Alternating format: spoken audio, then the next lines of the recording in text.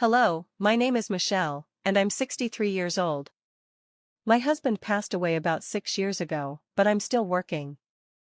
I have 2 children, and 5 of my grandkids live in different states across the country. They each have their own families, and I feel truly blessed to have such a large family. One of my kids, Kyle, still lives in our hometown. He went to the local community college where he met his wife, Julie. I liked Julie well enough, but I didn't feel my opinion mattered as long as Kyle was happy. They got married shortly after and continued their education, each pursuing careers in their fields. Once they were both settled in their jobs, they decided to start a family, and I was thrilled at the thought of having another grandchild to spoil. However, Julie set strict boundaries when it came to visits. She controlled when I could visit and how long I could stay. While I understood this when Daniel, their first child, was a baby, it never really changed, even when he was 5. I tried not to let it bother me, thinking every family is different. Over the next 15 years, I didn't get to spend as much time with Daniel as I would have liked. We never grew as close as I had hoped, but we did share a love for books, so I always bought him books when I visited. One day at work, I received an unexpected call from Daniel. This was unusual, since we rarely spoke outside of family gatherings. I did my best to connect with him, as I had with my other grandchildren, but he seemed distant. "Grandma, are you free to talk?" he asked. "Of course, honey, anytime." "Is everything okay?" "No, no." "Why are you crying? Did you get hurt? Is anyone at home who can help you?" "Mom and Dad are here, but, do you need me to call them for you?" "No. I called you because I need your help." "My help? What's going on, darling?" "I need you to save me, Grandma." "Save you? What do you mean?" "She's not as sweet and nice as she acts. She's really mean to me when no one else is around." Suddenly, I heard someone coming up the stairs. "I have to go. Please don't tell them I called." "Bye." I was left shocked and confused. As far as I knew, Julie was one of the kindest people. How could Daniel say such things about her? I didn't want to believe him at first. Maybe he was upset over something like being grounded. Daniel had always been a bit mischievous, according to both Julie and Kyle. But something in my gut told me he wasn't joking. The call haunted me for days, and I couldn't shake the feeling that something wasn't right. After some time, I decided to buy a hidden camera. I felt uneasy about spying, but I convinced myself that if Daniel trusted me enough to call, I owed it to him to help. If I found nothing, I'd just remove the camera. But if there was something wrong, I'd figure out what to do next. I hoped it would be a simple misunderstanding, and a long talk would set everything right. The camera arrived a few days later, and I set it up, glad to see it had both live and recorded footage that I could access through an app on my phone. After making sure everything was in place, I called Kyle. "Hello, sweetie. How's everything?" "Everything's great, Mom. What about you?" Same old, same old. I was wondering if I could come by one day. We haven't seen each other in a while." "Of course. How about this Sunday?" "That works, but should I check with Julie if it's okay? I used to hate it when Dad made plans without asking me. But don't worry, Julie will be happy to have you over." "See you then, Mom. I'll be there around 6 o'clock. I was glad to be going to Kyle's, but I couldn't shake the feeling that I had other motives now. I was still excited to spend time with my son. It wasn't often that I got to see my family, so it felt special to have one of my children living in the same town. The weekend arrived quickly, and I made sure to get ready early. I decided to bring something along, so I went to the grocery store to pick up a nice bottle of wine and bought a couple of books for Daniel, knowing how much he loved to read. When I arrived at Kyle's house, I was warmly greeted by all 3 of them. But it was Daniel's look that caught my attention. He stared at me with such a sense of relief that I couldn't help but feel concerned again. Since that first phone call, I hadn't heard from him, so I had no idea what was going on. I spent the next couple of hours chatting with Kyle and Julie. We had dinner, drank wine, and enjoyed each other's company. At some point, Daniel excused himself and went to his room, likely because we were talking about things that didn't interest him. I decided to go and spend time with him. Julie tried to subtly stop me, but I insisted. I hadn't visited in a long time, and I wanted to spend some one-on-one time with my grandson. Kyle told Julie to let me go, and I headed up to Daniel's room. Once inside, I closed the door behind me. I walked over to him and handed him the books I had brought. We talked about them for a while, and since he seemed excited, I let him ramble on. I didn't bring up what he had mentioned during our phone call earlier. I wanted him to talk about it if he was ready, not push him. Our conversation shifted to other topics, like what was going on in our lives. While he was telling me about his school and other things, he grabbed a notebook and wrote something in it. When he showed it to me, it said, "Mom's listening. Can't talk about anything." I couldn't tell if he was serious or just paranoid, but I went along with it. We continued talking, and I quietly wrote my plan in the notebook. I told him I had brought a hidden camera and asked if I could set it up in his room. He quickly agreed. I found a good spot to place the camera, one that gave me a clear view of the room. After starting the recording, I checked my phone to make sure the camera was working. I sat with Daniel a little longer, then told him it was getting late and I needed to head home. Before leaving, I purposely left my scarf behind as an excuse to return if needed. As I headed downstairs, I heard footsteps quickly moving away from the door, which made me wonder if Daniel was right all along. I hugged him goodbye, said my farewells to Kyle and Julie, and then went home. That night, I was tired but couldn't resist checking the footage from the camera. I stayed up for an hour, watching it, just in case something happened. Kyle walked into Daniel's room and asked what we had talked about, and Daniel told him. That was it. I finally went to bed, exhausted from the day. The next morning, I rushed to work and didn't check the camera again until I knew Daniel would be back from school. Again, there was nothing of concern, and I started to think maybe Daniel had been lying, but I decided to give it one more day. If I didn't find anything, I would visit when neither Kyle nor Julie was home and ask Daniel to give me the camera back. That night, as I watched the footage while reading, I finally discovered what Daniel had been trying to tell me. Julie entered the room with a stick in her hand, with Kyle following behind her. I quickly unmuted the video. Julie asked Daniel what he had done all day and made him describe everything in extreme detail. Whenever he stuttered, she sharply asked if he was lying. If she suspected he was, she made him hold out his palms and hit his knuckles 3 to 5 times with the stick.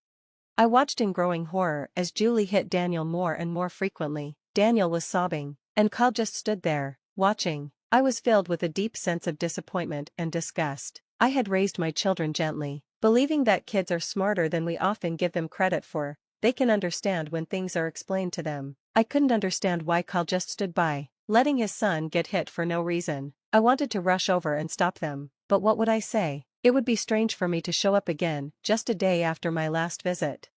Then I remembered that I had left my scarf there, which could be the perfect excuse to go back, but I needed to wait another day. To make sure I could see Daniel again, I quickly grabbed my phone and called Kyle. Hey, Mom, is everything okay? Yes, no worries. I hope I'm not disturbing you. No.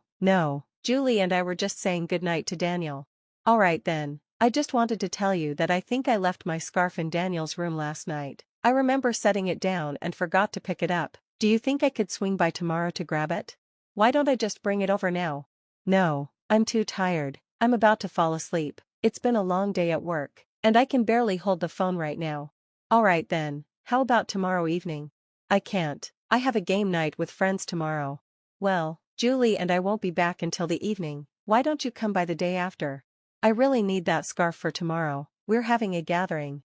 Okay, you could come by in the afternoon. Daniel will be home. Lovely, I'll be there around 3. Good night, Mom. My heart raced as I ended the call. I'd come up with a lie on the spot, but at least my call had distracted Kyle and Julie enough for them to focus on what I said rather than continuing to hurt Daniel. Before they left Daniel's room, I heard Julie tell him that he wouldn't be getting any food until dinner the next day. I was appalled, but sadly, I knew they would follow through with it. The next day, I took the day off from work and prepared myself for the conversation with Daniel. I was sure he wouldn't want to stay there, but I needed to hear it from him. I stopped to pick up some food on the way over. When I arrived, Daniel looked like he might faint. He was weak and exhausted. Julie had really made him go without food. I quickly gave him the food. and he devoured it, eating with a desperation that broke my heart. I felt so sorry for him, but I knew I had to help make things better. When he finished eating, I spoke to him softly. "I'm so sorry, sweetheart. Did you see everything that happened?" "Yes, darling. I'm so sorry, I didn't know. I had no idea." "It's okay. Mom seems like the nicest person, but has she always been this way?" "The beatings only started recently, but the starving has been going on for a while. I don't understand why Kyle isn't doing anything. He's too scared of Mom. He just follows her, does everything she says, everything she wants, she gets." "Honey, I'm so sorry you've been dealing with this, but I need to understand, why didn't you eat anything at school?" "Mom doesn't send me to school on days she doesn't let me eat. I stay home. Mom measures the food in the house, and if even a little bit is missing when she gets back, I get punished more." "So she's starving you and hurting your education?" "I'm going to do my best to help you, okay? I need you to tell me right now, if you want to come live with me. I'll take care of everything, and I'll keep you away from Mom and Dad." "Of course, Grandma, anywhere away from here would be great. I promise I'll be good, just please take me away." "I promise I will, darling, but it'll take some time. Can you handle staying here a little longer?" "Yeah, I can. I've been here for 15 years, so I can wait a bit more." I carefully took away all the wrappers and made sure there were no traces of food left behind. I didn't want Julie to make things worse for Daniel. We cleaned up the crumbs and double-checked the room to make sure it looked just as it had before. Afterward, I went home and called Kyle to thank him for being cooperative and letting me pick up my scarf. I reached out to a good friend who worked in family law and explained the situation. He told me that fighting for custody would be a long, difficult battle. While I might be able to secure temporary custody, Julie could change her behavior and regain custody with little evidence. It seemed that the odds were against me, but I had a plan. I could use the evidence I had gathered to make Julie agree to let me become Daniel's legal guardian. Julie worked as a counselor at a middle school, and I knew she wouldn't want her child abuse becoming public, as it would ruin her career prospects. I continued to monitor the footage carefully, gathering more evidence and preparing the necessary paperwork for a guardianship transfer. I waited until the weekend to visit Kyle without giving notice. When Kyle opened the door, he seemed surprised. "Mom, what are you doing here?" "I need to talk to you." Julie appeared at the top of the stairs, and Kyle hesitated. "I don't think now's a good time." "Why, what's going on?" "Just family stuff." "Why are you suddenly visiting so often? Can't I visit my son?" "I didn't think I needed special permission for that." "No, I didn't mean it like that. It's just that you've taken an interest in us this week, and it's a bit weird since you rarely drop by." "It's not weird. I only came over today because I have something very important to talk about with you both." As we spoke, I heard loud crying coming from Daniel's room. I could tell something was wrong, so I pushed past Kyle and entered the house. I couldn't just stand by. I rushed straight to Daniel's room. Bursting through the door, Daniel was sobbing, clutching his face, while Julie stood there, breathing heavily, glaring at him with such malice that it sent a shiver down my spine. I immediately ran to Daniel and asked if he was okay. He hugged me tightly and wailed into my ear. Julie huffed and walked away without saying a word. As Daniel calmed down, I saw his cheek was red and swollen, his knuckles were bleeding, and there were welts on his arms from the stick. A deep rage built inside me. How could anyone hit a child so violently? No child deserved that. I went downstairs to the kitchen, grabbed a bag of frozen veggies, and brought it back to Daniel to help reduce the swelling on his cheek. Once he seemed stable, I told him that I would take him with me. I asked him to pack as many things as he could, and then I went downstairs to confront Julie and Kyle. Julie looked furious, and Kyle seemed like he wanted to disappear. "How dare you barge into our home like this?" "Well, isn't it a good thing I did? You were hitting your child. What happens in my family is none of your business. Your child is my grandson, and he's part of my family too. You're hurting him, and I can't let that continue." "He may be your grandson, but you don't live with him. You don't know what a brat he is. I'm just disciplining him." "Who cares if he's a brat? He's a child, and there are many other ways to discipline a child without hitting them. You of all people should know this." "I don't believe in that gentle parenting nonsense. Leave me and my family alone." "I'm afraid I can't do that." I handed Julie the papers to transfer guardianship to me. Both she and Kyle stared at the papers, confused. "You both have to sign, or I'll release proof of you hitting Daniel." "What do you mean by proof?" "I set up a hidden camera in Daniel's room last week. I have all the proof I need. Neither of your jobs will appreciate what you've done. Especially you, Julie. If you want to keep your career intact, I suggest you sign those papers. You were spying on us? That's a gross violation of our privacy. I only acted on information I had. I needed to make sure Daniel was safe.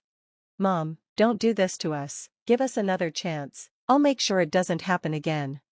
I don't want to hear it. I'm very disappointed in you, Kyle. I raised you to be better than this. You're just as guilty as Julie, if not more. I'm taking Daniel with me, and I expect these papers to be signed. If not, you know what will happen. They didn't put up a fight. As Daniel and I left, I took him to get dinner and ice cream, trying my best to comfort him. I gave him a safe space to share his feelings without fear. In the following weeks, I was granted legal guardianship of Daniel. Julie and Kyle claimed they planned to move to a different state and didn't want to disrupt Daniel's education, which they used as the reason for transferring guardianship. They did end up moving, and I was relieved. Daniel is doing much better now. He's happier knowing he won't run into his parents for a long time. He's one of the kindest and sweetest kids I know, and he thanks me every day for what I did for him. I intend to keep my promise to always protect him. Thank you for listening.